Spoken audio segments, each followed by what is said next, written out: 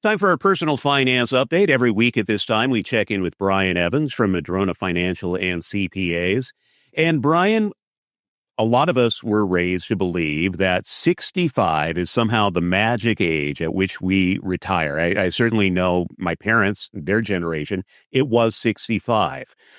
We're living longer now, though. And so I'm just curious, what kind of advice are you giving to your clients about setting a retirement age and retirement date?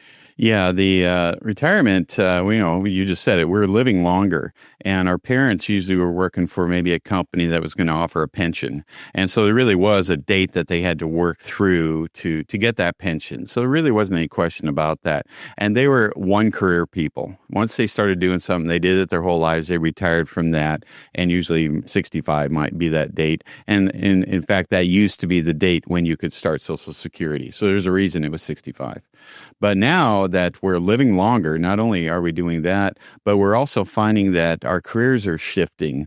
They're also shifting more because we don't have to stay someplace for the pension that doesn't exist. Everybody has a 401k plan, and so they can move jobs without losing their pension. And I'm imagining some people actually enjoy work, right? They want to work past 65. I've met plenty. Yeah, a lot of people that nowadays are having multiple careers and they're different. And so they're able to change it up rather than doing, 30 to 40 years doing the exact same thing every day. They're maybe changing their careers midway. I'm a product of that. I was a CPA only for 15 years. That's all I thought I was going to do.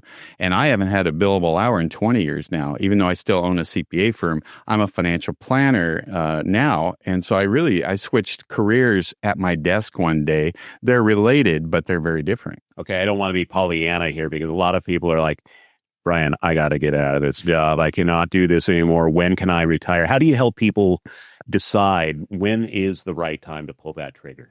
Well, that's a good time when you're miserable because life's about enjoying the ride. And if you're miserable, that's a great time to do it. Now, we can do the financial planning around it and everything. But, we were talking about is 65 still that age? And there's a couple statistics I would share. And these things have changed over the years. A couple age 65, there is a 50% chance now that one of you will live to be 90. 90. There is a 25% chance that one of you will live to be 95. When I started financial planning, we never talked about 95 years old as a target date. It might have been 80, 85. Well, now we're running plans at 90, and what I'm reading lately is I got to run them to 95. That's a long time in retirement, so that's something to consider when figuring out when you're going to retire.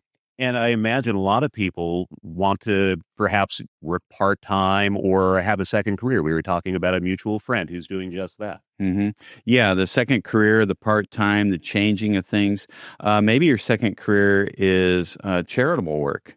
So I know a lot of retirees that are able to do that without getting pay, and that's kind of their second career. So one of my partners, Dr. Richard Himmer, just came out with a book called Your Encore Years, and it talks about the psychology of retirement and the reinvention of self. You get to reinvent yourself for this very long time period. And it didn't used to be as long, but now it can be, like I said, 20, 25, 30 years.